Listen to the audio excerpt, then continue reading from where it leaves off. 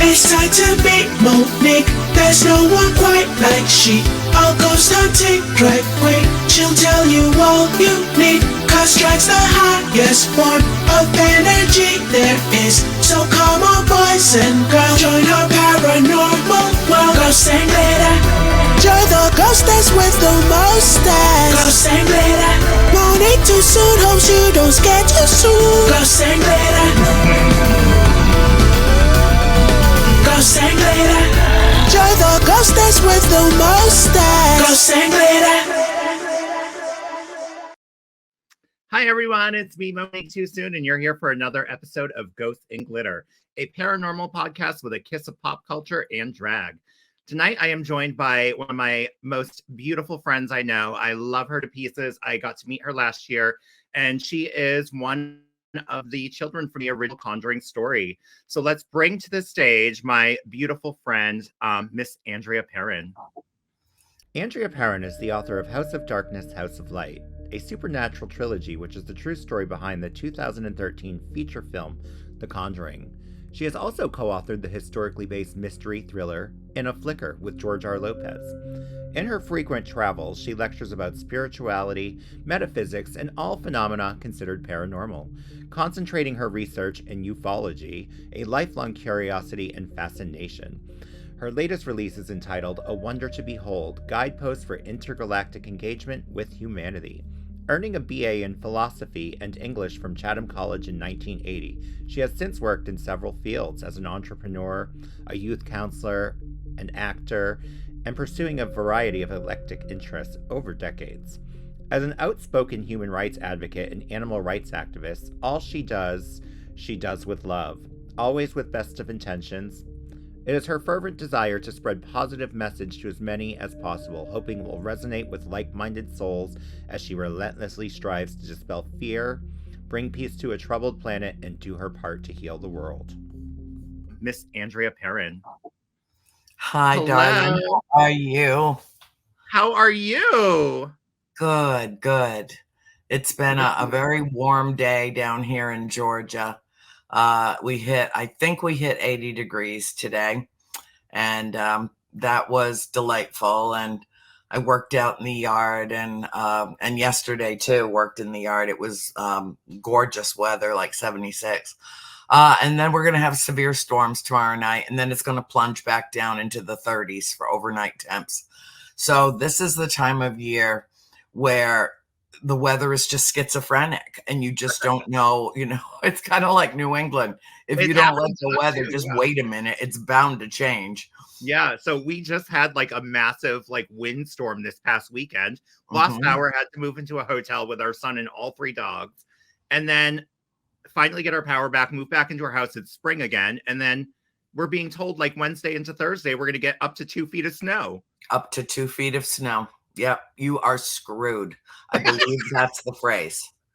You guys are screwed. And you know what? I remember when we lived at the farmhouse, I don't remember what year it was, but it was relatively early on in our tenure, probably like year 3 or 4. So maybe around 1974. We had a spring snowstorm. It was May 11th, and we got 11 inches of snow. On May 11th, and the apple tree was in full bloom, and the snow beat all the blossoms off. And that was the one year that we lived there that the apple tree didn't produce any fruit. Oh my God. Yeah. I've been there so I host New Year's Eve at the farm every year until I don't want it anymore. Yeah. But the thing is the past 2 New Year's there have been so nice. We've been able to go out around midnight outside and investigate the property. And I'm sure you feel the same way, but the property is, to me, just as energizing as the inside of the house is. Oh, it is. And it's actually, I was watching an interview where you were on with your brothers and sisters, or your sisters and your dad, and you were, I think, at Michigan Paragon. Yeah. And you guys were describing how it almost felt like a bubble. And we always described that every time we go to the farm, or even places like Hinsdale's another one. It feels like you kind of penetrate a bubble of energy, and while you're there, it is a very different feeling. It feels like you're in that bubble, and you're seeing things a lot differently. Like the bathroom there is one of those places where I feel like I am time traveling a little bit. Yeah. Yeah. It's, and it almost feels like there's a vortex thing that's sucking you down into the well in the cellar. Yeah. And I personally know two people that have been to the farm and that have attested to the fact that while they were there, um, the problems that they had, the sensory problems that they each had, one was almost blind and one was almost deaf. And while they were at the farm, their senses were completely restored. And then the malady returned when they left the property. I cannot explain that. Not in a million years, not in this lifetime can I explain that, other that they went into a different dimension where they were whole and they were healed and they had full use of their faculties. And then when they left, the disabilities returned. And Yeah. that's it's almost sad, you know? I mean, it would be reason enough to just move there, you know, to be able to see again and to be able to hear again. Um, I don't know what it is about the place, Monique. I feel like it is my one and only home on this planet. It's the one place where I feel most comfortable, where I feel most embraced. I remember when I finished the rough draft of my trilogy, House of Darkness, House of Light, and it was rough. It was like cram as much stuff into it as you can, organize it later. Yeah. That kind of rough. And I was living up near Brown University on the east side of Providence, Rhode Island. And I went to the farm after I finished it, and the manuscript was like this thick printed out. I mean, it was like 2 reams of paper. And I brought it to show it to the woman that was the owner at the time, she and her husband. And I swear to you, I walked into that house and I felt like I was being dipped into warm, drawn butter. There was a sensation of peace and of acceptance and pure love that I have never experienced before until that day when I went to the farm and I had the manuscript with me, and they knew it. And they knew that I told their story to the best of my ability with the information that I had at my disposal. They know that I spoke about them in sometimes terms that were an expression of how my family reacted to suddenly living with a bunch of dead people, to terms of endearment and love and support and affection and reverence and respect. And it was everything, you know. I mean, that's why it's the trilogy is House of Darkness, House of Light, no comma, because it's all one and the same. It's all the same thing. It's all energy. It's all consciousness. It's, you know, our interdimensional connection with the universe. It's all going on there. And I can't tell you why, other than, I mean, there are lots of old houses, um, even in this country. Um, and not all of them are active like this. Some of them are just, you know, clapboard and plaster. And, you know, they may hold some of the residual energy of the people and the families that lived in them, you know, decades or even centuries before, but they aren't quote unquote haunted. Correct. And why this house is as active as it is, I don't know if I'll ever be able to explain, but I will tell you one thing. I'm so grateful. I'm so grateful because it was my interaction with them and my family's interactions with them that more than almost 40 years after we left the house, created, well, I found, I strapped on a set and found the courage to just tell the story, Yeah. Because I got to an age where I just didn't give a shit who Yeah. thought what about it. I didn't know if it would have an audience. I didn't know there was going to be a movie made of our story when I started writing the books in 2007. And this movie blew up everything, It did. and it may not be historically accurate, but the movie brought a lot of attention to the real history of the Conjuring House, which is it's amazing to me that you were able to squash that down into 3 books.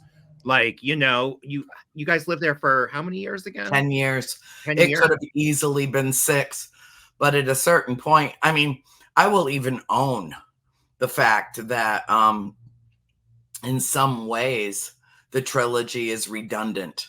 Like, you'll read something in volume 2 or volume 3 that you have a vague recollection of from volume 1. And there's reasons for that. There's nothing in those books that doesn't belong there, including the redundancies. But if I had included every single event that everybody remembered, a lot of it would be the same thing over and over and over again. So I would tell a story. It's got 10 chapters over 3 books with lots of subchapters. And it's not written, it begins chronologically in volume 1 before we go to the farm, before we even find the farm, and details. The reader gets to meet my family as a perfectly normal middle-class family that lives in the suburbs of Providence in Cumberland, Rhode Island. And for the first 50 or 60 pages, the reader soon not only meets my family, but soon comes to understand that there was an entire series of events which happened that had to happen exactly the way that they did for us to end up being catapulted to the farm. And I describe it as a cosmic convergence of events. And in some ways, a string of very unfortunate incidents that made my mother come to the conclusion that she wanted to leave where we lived. And we'd only been there for like 6 years. And a nice little Cape Cod. She just said to my father, I want to raise my girls in the country. I want a place in the country. And that was all precipitated by the series of events that happened that literally altered the course of our family's trajectory. And it ends chronologically after we leave the farm.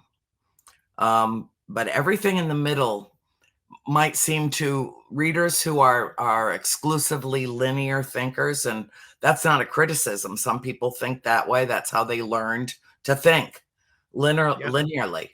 And some people, you can let their mind expand and kind of take it all in. And what I ask my reader to do, because so many of them have described it as interactive literature, like they feel like they're having a conversation with me, or I'm reading, if they know me or have met me, they feel like I'm reading the story to them as they're reading the story.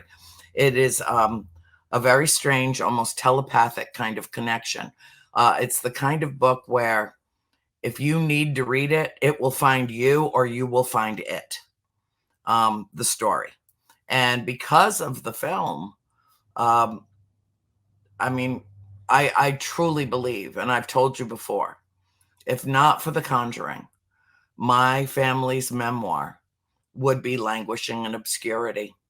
A major motion picture that's a big fat hit does wonders for getting the real story behind the movie out into the world and into the consciousness of people that leave it changed, that come away from the trilogy feeling like not only did they experience it with me and my family, but they don't think about anything the same way again. It has an ability to expand human consciousness, which is probably why Warner Brothers and New Line Cinema didn't want to touch the real story, because it terrified them. The Conjuring is so toned down compared to what really happened in that house that it bears no actual resemblance to our experience, nor do I expect any film company to cram 10 years into a 2-hour film. It's not possible. I think a But lot. I'm working on a resolution to that, which I'll announce as soon as I'm ready to go. But Oh, I can't wait to hear about the that. real story is coming to the screen.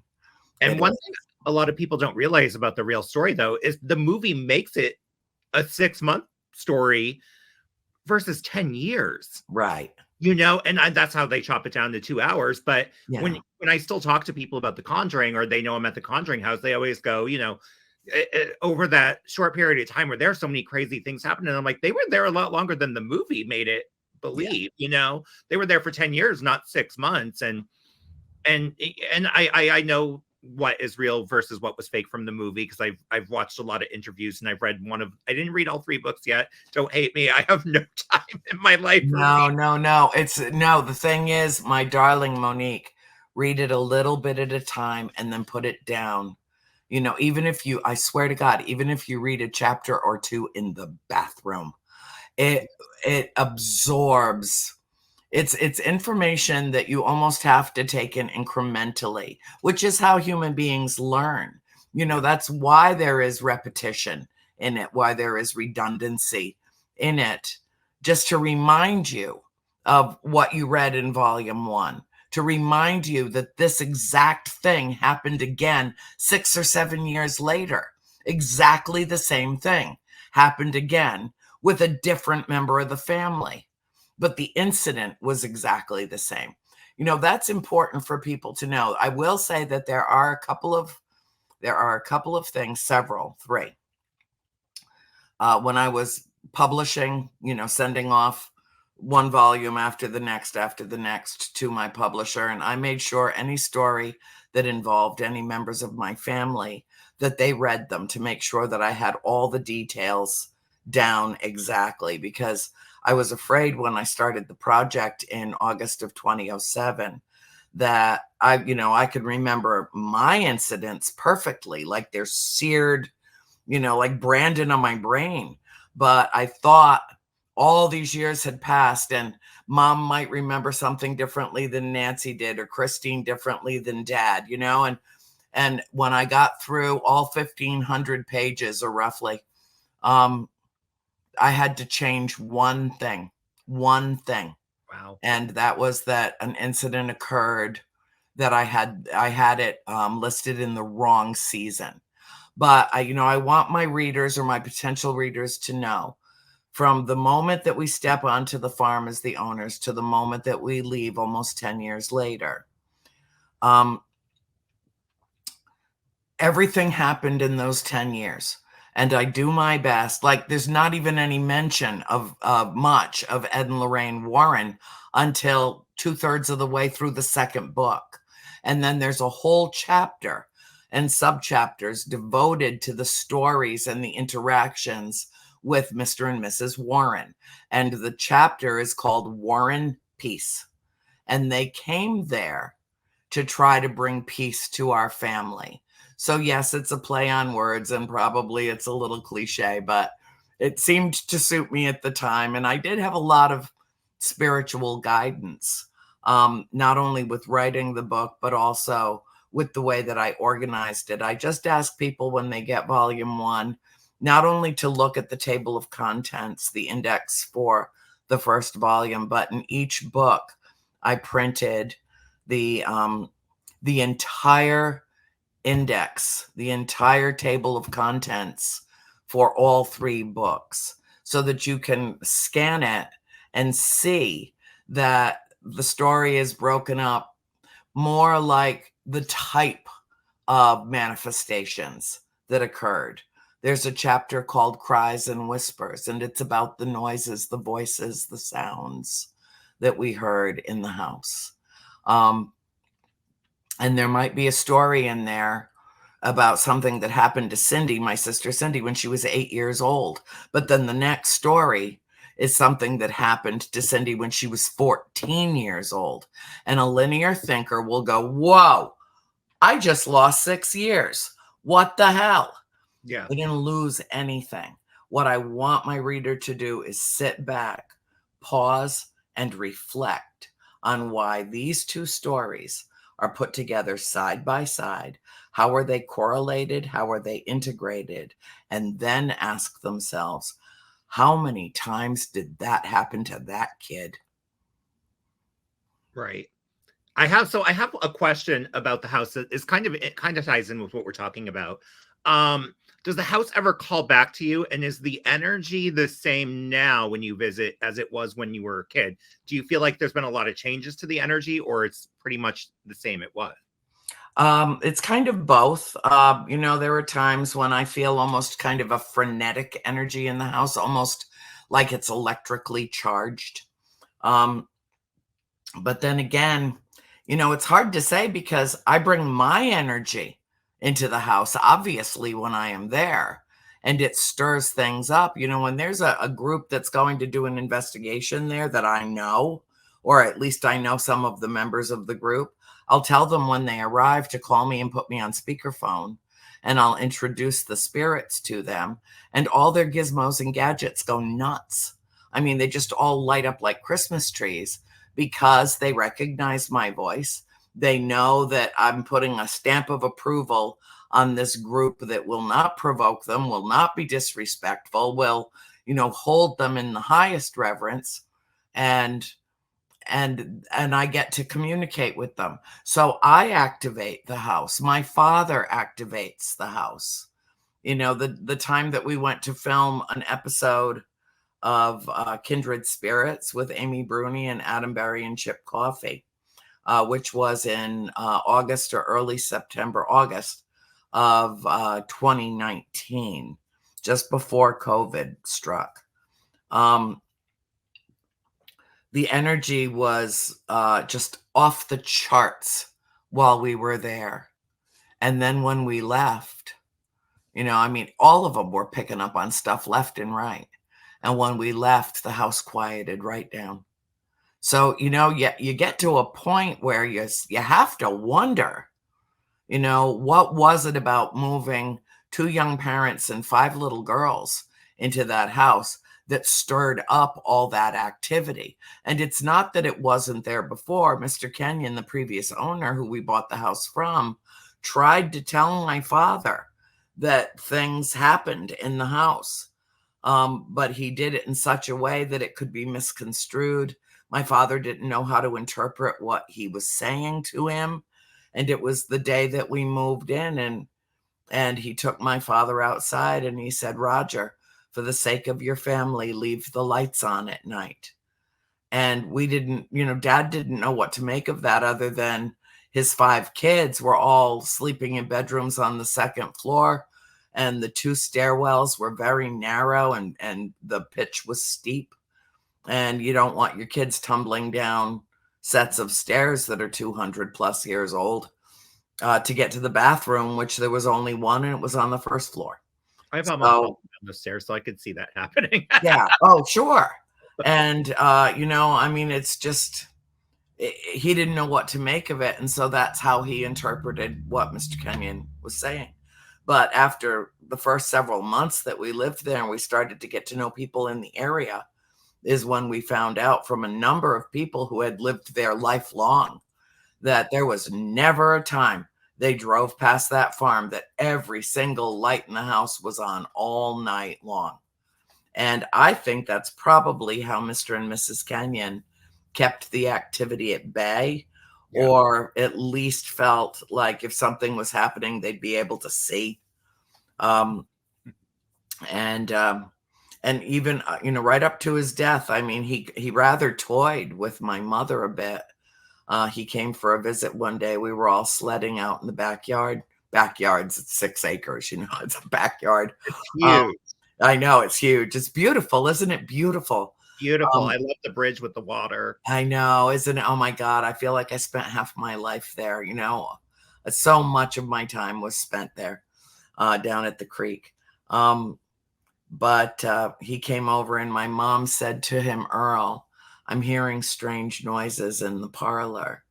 And he just patted her hand and he said, swallows in the chimney, my dear, swallows in the chimney. And I think that's how he reconciled it. I Mhm. don't know. And I know he didn't want to be thought of by either of my parents, who he adored our whole family. He adored our whole family.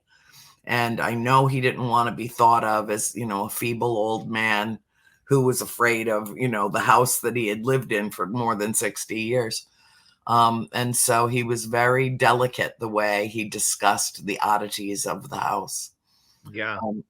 But it was, I can't, about the energy, coming back full circle to what you asked, Yeah. 'cause that's me. Oh God, my Love mom that says, about you. yeah, my mother says that I row the stream of consciousness with one oar. But you know what? That's how I'm so attracted to that energy. I always tell people, they're like, I can't believe you met Andrea. And I'm like, I just want to sit on her front porch and listen to every story inside her head because she has got the best, brain in there. Everything she says is so intelligent and you just want to absorb it all like a sponge. You're so sweet. Oh, good God. Well, Oh my let's talk about energy. Let me just hit my red berry drink first. There's God. nothing alcoholic in this. I don't drink alcohol because, quite frankly, I'm uninhibited enough.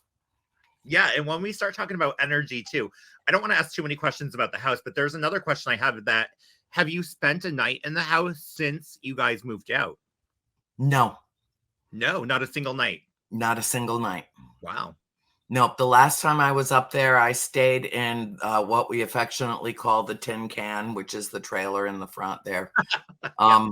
Thought I would freeze to death. Instead of taking a hotel room in Smithfield for the 4 days or so that I was there, I decided I would just stay on the property. Um, before I realized that I had been thoroughly, completely Floridized, and even Georgia hurts. And, Yeah. I've been in Georgia now since December 4th of 2022. Um, after I got back from my last lecture at the Starworks Symposium in Nevada, I came back here to get my little dog. And then because Christine and mom kept her while I was traveling with my father, and my mom had injured herself. And Christine's like, I don't know what I'm going to do. I don't know what I'm going to do. And I said, I'll be right back. And I went down to Florida and packed up enough stuff to get me through a winter because I figured mom would probably be bedridden for the winter, which she was. And came right back. Erin, Erin, she came and fetched me when I lived in Winter Garden. I lost my house last year, right, to a flood. Yeah. I was Yeah. with you like right around when that happened. Yes. Yeah. It it it was it was the height of suckdom. I mean, it was just I was so sucked into that house. I'd lived there for so long on the south shore of Lake Apopka. I was devastated, devastated. I couldn't believe it. But anyway, that's an aside. Last year sucked. I mean, in a lot of ways, it was great. Well, I suppose you can say that about any year, but yeah, I met you last year. One of the highlights of my year, my darling. One of the best days of my life. Well, isn't it weird? I mean, not to get off course again, but I'm going to. Okay. Your energy was I gravitated to it in the same way that you gravitated to mine. And there are some people that I meet, and I know that I'm meeting them for the first time on planet Earth at this time. I know that I've never met them or their soul before. They're new to me. And then I automatically put them into the category of take whatever you need to learn from this interaction. You'll probably never see this person again. And then there are a handful of people that have come into my life that I was like, boom, like immediate. I mean, we came into each other's arms instantaneously. There was a massive energy exchange that happened between us. And I knew in that moment that I would know you for the rest of my life. I would love you for the rest of my life, that we would work together, that we would play together, that we would just expand our circle through each other, that there was a very special, I fell in love with you instantly, just instantly. Same. And the first thing you ever said to me was, I want to be you when I grow up. And that hit me so hard. It hit me so hard because first off, I'm like, I want to be her when I grow up. Like, so I feel like we're connected by the cosmos, like exactly what you're saying. We have an energy connection. And I do think that at some point in a previous life or energetically somewhere, we've crossed each other's paths and we've kind of found each other again. Yeah. And it was supposed to happen precisely when it did. And, I attribute certain thoughts or poems or just quotations to certain people.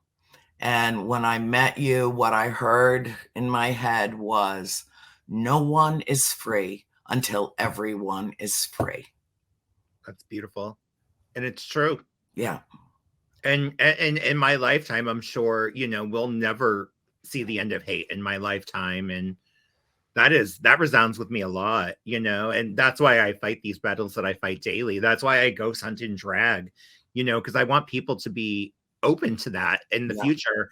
And I want this world to accept drag queens, and not everyone does. I will be honest. Like, I get hate, but I want everyone to be loved the same way as everybody else. And I think that in your soul, you're the same exact way. Everyone deserves love and everyone deserves to feel needed. Yeah. And, I really dislike the word tolerance. Tolerance, by definition, means basically putting up with something. Correct. And that's a bunch of bullshit. Hi, Sam. Oh, Sam's here. Sammy. Hi, babe. He's my baby. We have 2 dogs.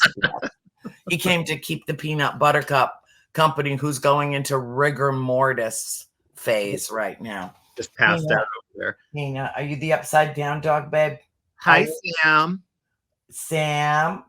Monique's saying hi. You want to Hi, Sam. So God.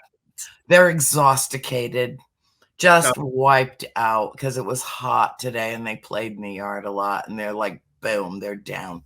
Useless as co-hosts. Useless. So what were we talking about? Oh, yeah. I remember we met. Energy.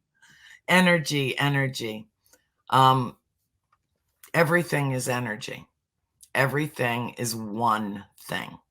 And I think that we will, and maybe will in our lifetimes, get to a place where most of the world comes to an understanding that, comes to a place where there's that realization of oneness that occurs.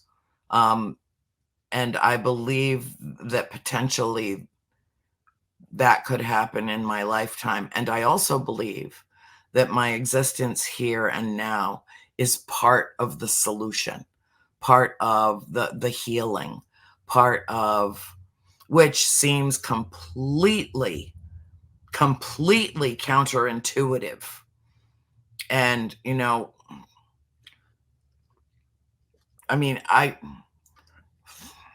we talked about this personally. Yes. Tolerance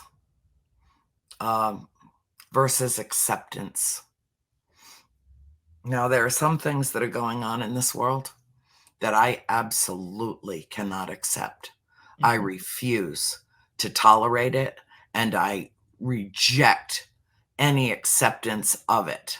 Yep. What's going on in Ukraine? What's going on in Gaza? What's going on in this country? I have up to here had it with the fact that human beings, can I swear? Yeah, I don't care. Okay. Human beings have never learned a fucking thing throughout the course of our evolution. And if we don't make a concerted leap, a quantum leap in consciousness really soon. And I mean now. The time is now. If we don't, we are doomed. Correct. We are doomed. Yep. And the thing is the world is so intolerant right now. And I don't think like our politics are helping. You know, our politics are making everything worse. Our politics are making everyone fight with everyone. You know, like we need leaders. And I know you hate this. You say leaders I hate, but I really think that like, and I talk about this at my salon a lot. I own a hair salon, so I have a lot of clients, and tolerance is something that you're talking about. Everyone needs to just be tolerant, but I agree with you in the sense that people need to be more accepting than tolerant. And I believe that the way to get there is to stop hiring old men to run our country and get someone a little bit younger, maybe someone with a little bit of a fresher view. And I feel like the more we keep these people going, the less tolerant we're going to become, because I feel like they're so set in their ways, and they're so set in what their party expects of them, and they're so set in this and that we're fighting over the wrong issues in this world. We shouldn't be fighting over basic human rights anymore. We shouldn't be fighting over Charlotte's Web. No, we should be fighting for healthcare. Okay, that because of one psychotic mother is now missing in every library in the state of Florida because she thought that a spider that could write words in its web was demonic. Okay, and when you're dealing with that kind of ignorance and that kind of, oh God, I'm gonna have. Girl, I'm with you. I'm just gonna have a stroke. Oh my God, stroke on me. Like I can feel the pulsing in the top of my head. I get angry. So angry. Yep. And in the last 8 years or so, I've seen a sea change occur. And I know it's the swinging of the pendulum one way to the other. And eventually we come round right, but I'm not so sure this time.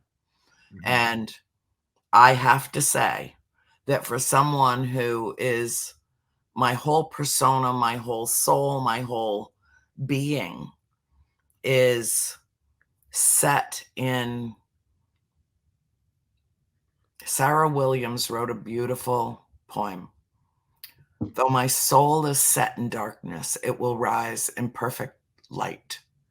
I have loved the stars too fondly to be fearful of the night. That's beautiful. And I'm not fearful of the night.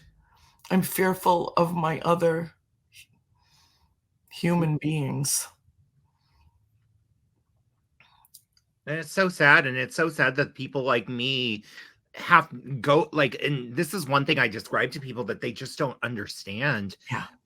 When you go to a place, like if I go ghost hunting in a place like West Virginia, for example, I've been there, you don't know what's going to happen to you there. No, you really don't know, because some people are so intolerant that you have to be careful. You have to tread lightly. I have to stop acting like myself to appease these people. So they don't edit what you say, and you have to shroud how you look, and you have to be safe. You need to tone it down. And that is no way to live. And again, let me reiterate, no one is free until everyone is free to be who they want to be. Now, that doesn't, I am not saying, somebody that wakes up one morning and says, I'd like to be a serial killer. Not okay. No, not okay. And as a spiritual warrior for peace, again, not a counterintuitive concept. No. I would squash that individual that hurt another innocent person like a bug under the sole of my shoe, and feel that I had done a favor to the planet to rid it of some pestilence. Yep. And that's how I feel about the dictators of the world. Emphasis on dick. They're all men. They're all power-hungry megalomaniacs. Yep. They don't care how much damage they do. They don't care how much they lie. In fact, all of them are pathological liars. It's kind of like a trait in their DNA flaws. Yep. And they're basically subjugating literally billions of people on this planet. Yep. And they must be stopped, and they will be stopped. I have a friend she's a spiritualist, and she's a lecturer. I've done a number of her shows. She has a show on Gaia. Her name is Regina Meredith. Yep. I don't know if you're familiar with her, but she's wonderful. And I think I've done like 4 or 5 episodes of Open Minds, which is her show, her main gig on Gaia.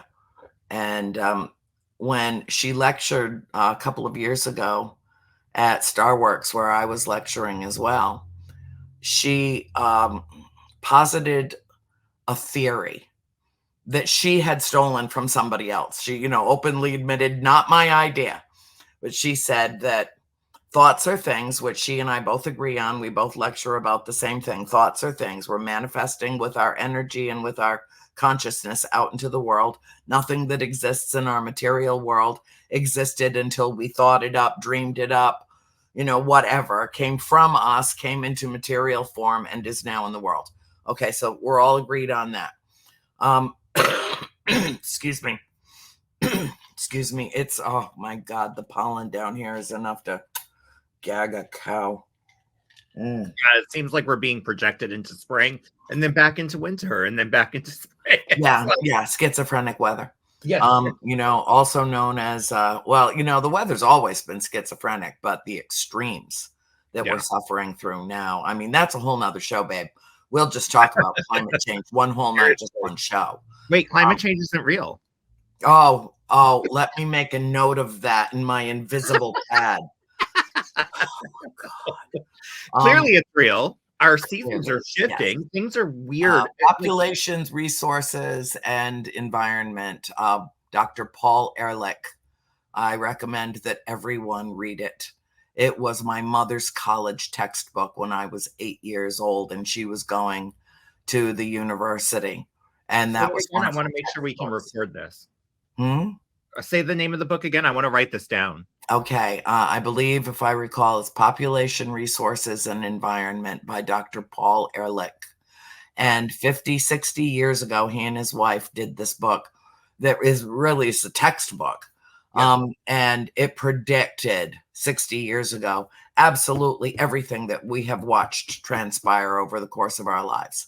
One thing after another, including the ice shelves melting, the rapid rate of sea rise, the rate of the temperature of the sea going through the roof, wiping out entire species of animals, massive fires. Koalas almost don't exist anymore because of a third of Australia burning several years ago. We could talk for hours just about this.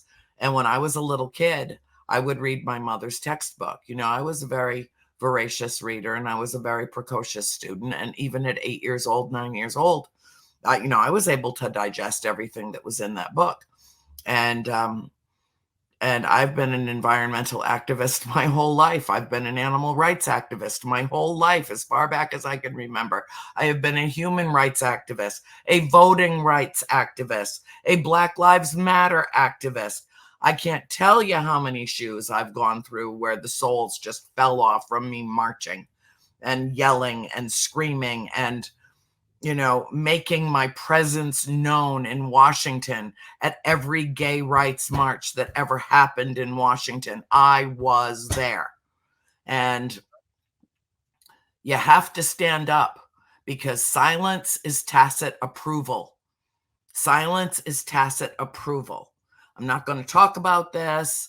If I don't talk about this, I won't piss anybody off. If I don't talk about this, I can be friends with all of my neighbors as long as we know what subjects are off the table. I can have my own thoughts, but I dare not share them.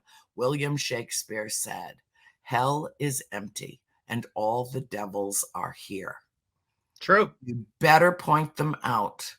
And their sick, twisted ideology, which is all based on fear and greed and contempt for anyone who they perceive to be lesser than them. And when we get to the point where we understand that everything is one thing and all of us belong to one human race, I can only think of one way that will happen. Yep.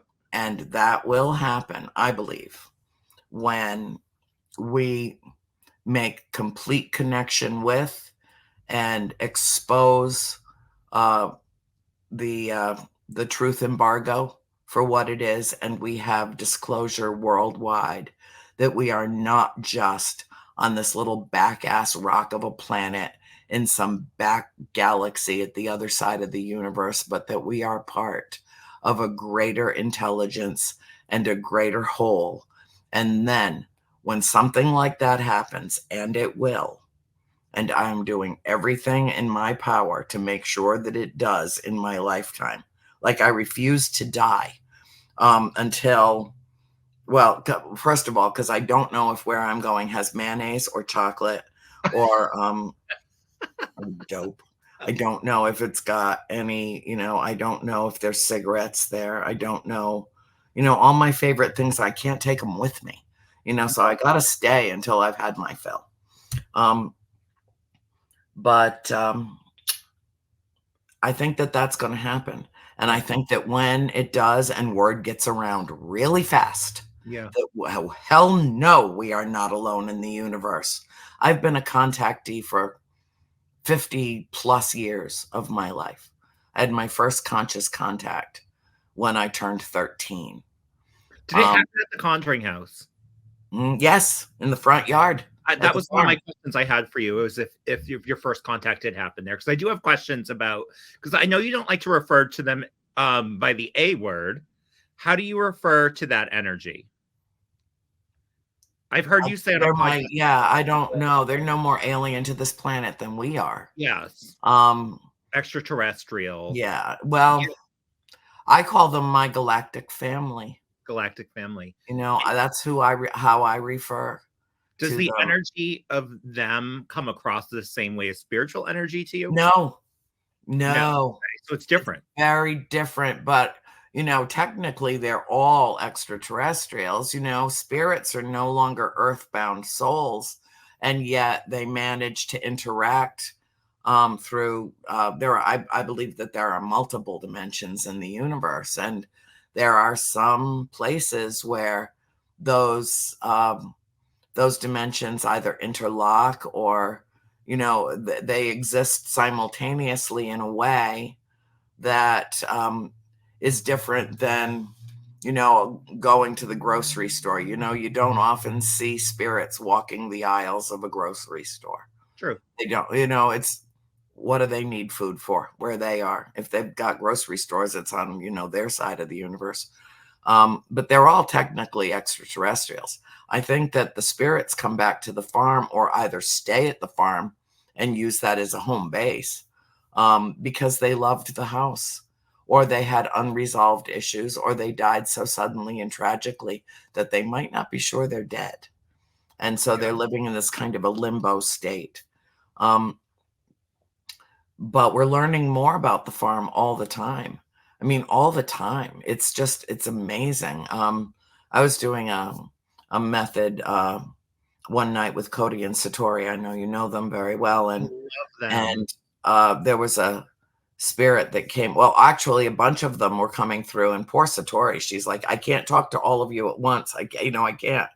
And she's like, just pick one spirit and, give me the message. And they identified me in the room as the one that they wanted to get the message to. And then the one that was speaking for all the others said, we miss your family. And my reaction to that was, oh, sure. Because we were like, a human battery for you guys, 5 little kids just bursting with energy, and it just lit the house up like, boo. Yeah, of course you miss us. What, I was just playing with them. They knew that. But they did a recorded session at the house like 2 summers ago, I guess. When the day that we moved in, I saw a spirit who looked like flesh and blood. Yeah. I walked past him and I didn't introduce myself, but I said, "Good morning, sir." And he did not respond. He looked right through me like he couldn't see me, but I could see him. My sister Nancy came in the house about 10 minutes later, and she saw him just evaporate into thin air. And all 4 of the 5 of the elder sisters, except for the baby April, who was in the kitchen with my mother, all of us saw him in one form of manifestation or another, whether it was translucent or opaque or solid or, but we all saw him. And Nancy called him Manny, because that was the only name I guess she could come up with to describe a spirit that she saw as a man. Yeah. So Cody and Satori were using their method a couple of summers ago. I wasn't there for this, but it's recorded. And a spirit came through that had not come through before. And he identified himself as Joseph. All the years, because my mom had done a lot of research on the property while we lived there. Of course, Mrs. Warren took her whole notebook and never gave it back. But, she still remembered distinctly that there was a man named Johnny Arnold that belonged to that farmhouse, the Richardson Arnold estate, and had died. And so the spirit comes through and identifies himself as Joseph. And everybody's looking at each other like, because they'd all read the books, and they're like, "Did Andrea write anything about a Joseph in the books?" And I didn't. And then he came back through again after he realized that everyone was confused. And he said, "Nancy called me Manny." That was more than 50 years after we lived there. Yeah, that's a long time. Yeah, but not to them. But No. we saw the entity. We identified the entity, we thought, as Johnny Arnold, or my mom did. It was Joseph. Wow. And we just learned that 2 years ago. And my books started being released into the public domain in 2011. Yeah. And we're still learning things about the farm. And, it is a never-ending story, in the same way that when we moved to Georgia, and the same spirit that was my sister Nancy refused to go. She stayed on as caretaker of the house while the new owners had work done on it. And they were trying to restore it to its original colonial splendor. That didn't go so well either. But as we were leaving the house, there was one of our spirits was standing behind my sister Nancy. And she was on the front porch, and the spirit was in the window behind her. And when we got to Georgia 2 days later, that same apparition was standing behind my sister Cindy, who had come down a couple of weeks early to set up the new house in Georgia. And that same apparition was standing behind Cindy. And that's when my mother said, "This isn't over. This will never be over." No. Yeah. So they can come and go as they please. They absolutely can. So we were at, I don't know if it was last year or the year before, at the Conjuring House, but one thing that really kind of ties in with that is we were investigating and we kept getting the name Sarah, and we kept asking if Sarah was from the home or blah, blah, blah. And we were getting no. And then I had somebody who was a medium there that was trying to tell me that Sarah came from another location we've been at. And they gave me the last name Johnson. And immediately I was like, this lady is from Wilson Castle.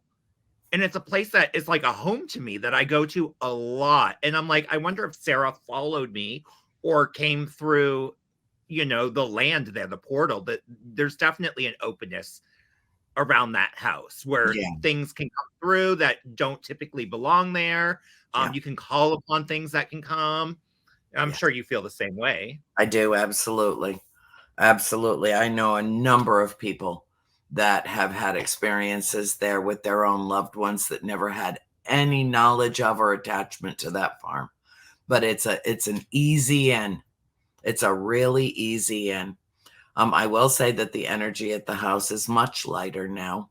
You had asked earlier if it was, if I ever feel any oppressiveness or anything there. I have a couple of times, honestly, depending on who I'm with in the house. Um, I did a couple of shows. I won't name names, but I did a couple of shows there where the teams that I was with, I warned them not to provoke in that house. I told them, I believe my warning was, if you provoke in this house, woe be unto you. Right. And they were perfectly good while I was there. But once I left, they defied my wishes or my expectations of them. I expected them to be adults. Yeah. Yeah. And they paid the price for that. They I'm a did. firm believer in you don't need to provoke. Yeah. I You mean, don't need to piss things off to get energy to talk to you or respond to you. You don't need to. yeah, there's, see, the thing is, my darling, as you well know, there is good and evil everywhere. We live in duality, in 3D, which that's oppressive. That sucks. I mean, when I go into the farmhouse, I feel like a lot of the weight of 3D is lifted off of me. And I don't like to spend much time in it. I am definitely a 4D, 5D person. Yeah. I leap from one dimension to the next, just like that. No problem. And even actually show other people how. It's actually extremely easy. You need to show me, because I realized during COVID that I was sensitive. I think as a kid I knew I was, and You're more than that. oh, I mean, you are more than that. You actually have great gifts. You're just now beginning to tap into, but you're actually at just about the right age to, get into that place. I mean, you remember when we were out in the parking lot at the hotel in Smithfield? and you told me that I've been contacted, but I don't know how to receive messages yet. Yeah. Legit. I put that out there now, and I'm like, I'm ready to receive your messages. I'm ready to learn. I'm opening myself up to this world, and I really want to learn, and I really want to be able to feel and see energy like a lot of these, bigger mediums and people do. But I am still a baby in that world. I'm still a baby medium. I'm a small. Well, there's nothing small about you. Oh. At all. I mean, you're just a big personality and a big ass beautiful woman, and you have got everything. The thing is that I don't know how exactly to put this. Some of us were born to be different. Some of us are different because of where we come from. And when we understand, not even necessarily where we come from, but why we're here, and we're here to be weird. We're Yes. here to be unusual. We're here to be bold and beautiful and eccentric and a little bit off. It is, we're not normal. We're paranormal. We're not natural. We're supernatural. Mm-hmm. And you have all of that. Did I open your third eye for you when we were together? No, but you looked into my eyes and told me that I have been contacted, and I was like, "Oh my god, I want to know the messages." So, like, that is something I'm trying to explore. When we get together again, you definitely got to open my third eye. Yeah. I feel like my third eye is open, but I feel like I have a hard time learning through that, because I'm so used to this 3D world that I need someone to almost slap the other dimensions into me a little bit. I'll take care of that for you, and I can do it in about like 3 minutes. Ooh, all Yeah. right, game on. Yeah, it's fast and furious, and you'll feel a little lightheaded at first, and don't worry, I got you. I won't let you fall. I know. But it's a gift that they gave me years and years ago. You know, uh, it's a gift.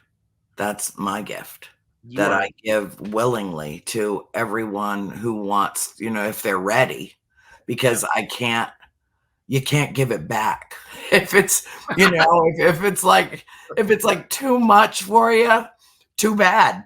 I mean, if you tell me go ahead and do it, it's done. It's I'm just right. like, being touched by spirit. It's once that door is open, it never closes again. And you can turn your back on it. You can pretend that it's not there.